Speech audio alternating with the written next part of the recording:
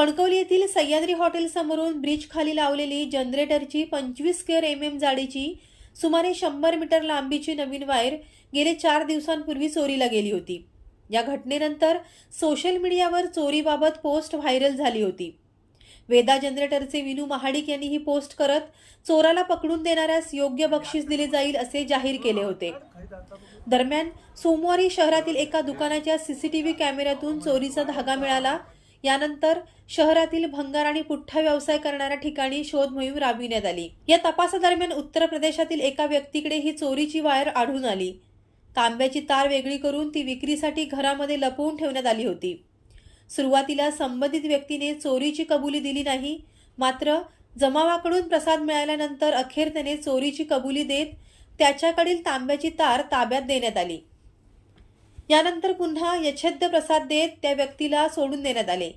या घटनेमुळे शहरात एकच चर्चा सुरू असून सीसीटीव्हीमुळे चोरी उघडीस येत असल्याचे पुन्हा एकदा स्पष्ट झाले। कणकवलीत वाढणाऱ्या चोरीच्या घटनांवर आळा बसेल का असा प्रश्न जनतेमधून उपस्थित होत आहे।